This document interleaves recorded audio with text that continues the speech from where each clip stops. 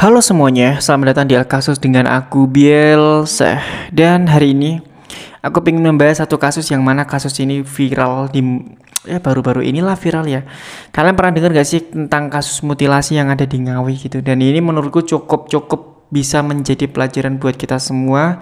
Dan nanti aku akan memberikan kesimpulan di akhirnya dan akan memberikan pertanyaan kepada kalian. Jadi tonton ini sampai habis, jangan di skip, dengerin aja. Kalau misalkan kalian lagi cuci piring, lagi cuci baju, kalian lagi mau tidur, dengerin ini aja. Karena ini tentang mutilasi, ya cocok lah buat kalian yang mungkin pengen mimpi apa gitu kan ya. Yaudahlah, mungkin kita nggak usah basa-basi lagi. Jadi tonton sampai habis dan berikut ini adalah kasusnya.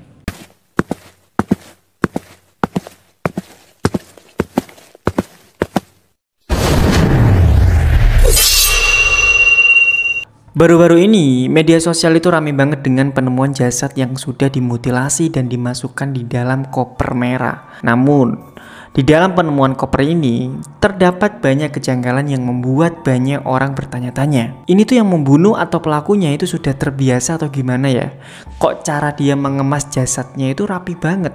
Dan kira-kira apa yang membuat semuanya itu terjadi? Terus potongan-potongan tubuh korban itu ditemukan di mana aja ya? Nah, di sini aku akan mencoba untuk menjelaskan sesingkat mungkin dengan poin-poin yang semoga teman-teman bisa pahami ya. Kasus ini terjadi di Ngawi, Jawa Timur. Pelakunya itu bernama Rohmat Tri Hartanto, berumur 33 tahun, warga desa Gombang, kecamatan Pakek, Tulung Agung, Jawa Timur. Di sana dia itu tinggal bersama istrinya, sedangkan korbannya itu bernama Uswatun Hasanah yang berumur 29 tahun. Rohmat atau biasa disebut Anto itu adalah seorang laki-laki yang pernah bekerja di Korea selama 8 tahun. Sedangkan Uswatun Hasanah adalah perempuan asal Blitar, Jawa Timur yang bisa disebut sebagai ibu dengan 2 anak yang masih kecil-kecil. Peristiwa ini berawal dari hari Minggu tanggal 19 Januari 2025. Tersangka Anto itu bertemu dengan Uswa di Terminal Gayatri Tulungagung sekitar pukul 5 sore. Terus setelah itu mereka tuh menuju salah satu hotel yang berada di daerah Jalan Bismo, Kota Kediri di sekitar pukul 10 malam. Anto dan Uswa awalnya tuh baik-baik aja dan gak ada perdebatan. Dari pukul 10 malam sampai pukul 12 malam mereka tuh masih aman-aman aja ya, ngobrol-ngobrol kayak biasanya gitu. Tapi ketika jam menunjukkan pukul setengah 1 dini hari, disinilah peristiwa yang sangat tidak terduga dilakukan. Saat itu, mereka saling berdebat dan terlibat percecokan. Karena keadaannya semakin panas, pelaku Anto itu merasa kesal dan akhirnya Anto mencekik leher Uswa hingga Uswa memberontak dan kepalanya terbentur di lantai hingga mengeluarkan darah dan tidak sadarkan diri. Hingga akhirnya meninggal dunia. Saat korban meninggal, Anto itu merasa panik dan bingung karena dia itu kesulitan untuk membuang jasad korban. Hingga pada momennya dia itu mempunyai pikiran yang sangat gila, yaitu memutilasi tubuh korban menjadi beberapa bagian. Anto menyiapkan semua peralatan jahatnya dan memutuskan untuk memotong tubuh korban menjadi 4 bagian, dan diantaranya adalah 2 kaki, kepala, dan juga tubuh korban. Disinilah Anto memasukkan bagian tubuh korban ke dalam koper merah, yang mana koper ini adalah koper miliknya sewaktu bekerja di Korea. Anto menjelaskan bahwa dia itu pernah bekerja di Korea selama 8 tahun. Dia bekerja di bagian pengemasan barang, yang mana keahlian dia ini digunakan untuk mengemas tubuh korban. Untuk itu kenapa ketika polisi itu membuka isi di dalam koper itu ya, di sana itu terlihat banget bahwa pengemasan bagian tubuh itu sangat rapi dan terorganisir.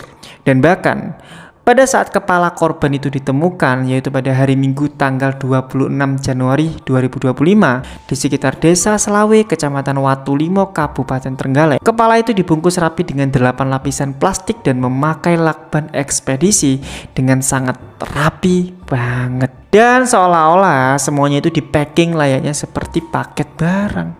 Pada saat kepala korban itu ditemukan ya, bagian tubuh itu tuh langsung dibawa ke instalasi kedokteran forensik dan mediko legal RSUD Dr. Iskak Tulungagung. Dan fun fact-nya juga, ternyata Anto ini sama sekali tidak merasa panik ketika dia membawa koper itu. Dan bahkan dengan santainya jenazah di dalam koper itu disimpan di rumah neneknya lebih dari 36 jam. Menurutku orang-orang kayak gini emang sakit aja sih gitu ya, psikopat aja lah, nggak bisa dibenarkan pastinya. Terus pertanyaannya adalah, kira-kira apa motif dari Anto menghabisi Uswatun? Jadi motivasi dibalik penghabisan nyawa ini itu adalah terkait dengan hubungan pribadi antara mereka berdua. Pelaku itu merasa sakit hati karena korban itu pernah selingkuh dengan pria lain dan sering merendahkan anak perempuan Anto. Selain itu, korban itu juga sering menuntut Anto untuk segera menceraikan istri sahnya dan menikah dengannya secara resmi. Bahkan pernah ada momen di mana korban Uswa itu melabrak istri sah Anto dan memaksa untuk segera menceraikannya. Hingga puncaknya, Uswa itu mengeluarkan kata-kata sumpah serapah dan kecewa karena Anto itu memiliki anak kedua dengan istri sahnya. Nah, berikut ini ada 5 fakta yang mana ini tuh menjadi poin akhir dari kasus ini. Fakta pertama, Anto ini tuh menyebar 4 potongan tubuh korban di tempat berbeda. Pertama kali kan potongan tubuh itu ditemukan di desa Dapdapan, Kendal, Ngawi, yang mana koper itu ada di tumpukan sampah dengan kondisi tubuh tanpa kepala dan juga kaki. Terus setelah itu yang kedua itu ditemukan kepalanya di Trenggalek tadi itu kan, tepatnya itu ada di pinggir jembatan Selawe Watulimo, dan itu ditemukan sekitar pukul 8 pagi. Dan terus ketiga, kakinya itu ditemukan di desa Sampung, Ponorogo sekitar pukul 3:30 lah ya. Karena ya jam 5 pagi itu kamar jenazah di RSUD Dr. Harjono Sugianto itu mendapatkan bungkusan rapi kresek hitam itu.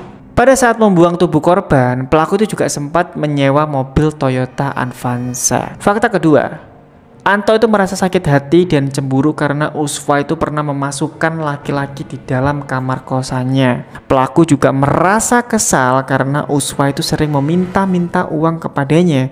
Namun Anto menegaskan bahwa alasan paling kuat adalah dia itu merasa cemburu. Fakta ketiga, polisi mengungkap bahwa ternyata Anto ini tuh bukan suami siri korban. Polisi menyebutkan tersangka itu hanya mengaku suami siri korban. Ya tujuannya ya nggak jauh-jauh dari untuk mengelabui orang-orang di sekitarnya. Tapi faktanya hal itu tidak benar. Mereka sudah berhubungan 3 tahun dan agar nggak dicurigai oleh banyak orang, akhirnya Anto itu mengaku sebagai suami siri korban.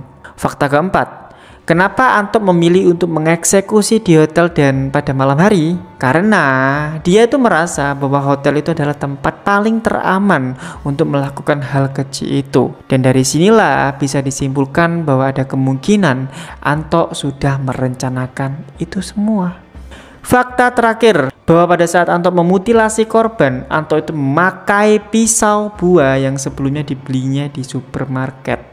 Dan bahkan dia itu juga sempat membawa pisau itu pulang ke rumah untuk menyerahkan pisau itu kembali ke ibunya, dan sempat juga dibuat untuk memasak. Namun pengakuan itu masih belum dikonfirmasi oleh polisi, karena ya untuk itu kenapa polisi membutuhkan ahli forensik untuk membuka fakta yang sebenarnya. Dan dari kejahatan yang dilakukan oleh Anto ini, Kombes Pol Farman itu menjelaskan bahwa tersangka itu akan dijerat dengan beberapa pasal, termasuk pasal 340 KUHP tentang pembunuhan berencana dan pasal 338 KUHP tentang pembunuhan serta pasal 365 ayat 3 KUHP tentang pencurian dengan kekerasan yang mengakibatkan kematian. Ancaman hukuman kepada tersangka itu bisa mencapai hukuman mati atau bahkan penjara seumur hidup. Kalau misalkan aku bisa mengambil kesimpulan dari kasus ini ya, sebenarnya Uswatun Hasanah ini tuh dia itu kayak melabrak istri sahnya itu udah salah gitu. Tapi kan di sini kan kita nggak bisa menyalahkan sepenuhnya dari Uswatun Hasanah ya, karena si Anto sendiri itu memberikan janji-janji kepada Uswatun dan bahkan ya pacarnya udah lama banget gitu ya. Itu jatuhnya malah kasihan ke istri sahnya Anto gitu kan. Dan semoga dari kasus ini nggak ada lagi kasus yang mengerikan ini, karena ini bener-bener sadis banget. Ya bayangin aja lah, kaki, kepala sama tubuhnya itu dipisah-pisah dan dibuang di tempat yang berbeda. Itu kayak sadis dan tolol banget gitu kan. Dan itulah kasus mutilasi yang ada di Ngawi. Kalau misalkan kalian punya informasi berita terbaru, silahkan kalian komentar aja. Dan kalau misalkan aku salah menyampaikan apanya gitulah, terserah kalian, komentar aja bebas di bawah ini.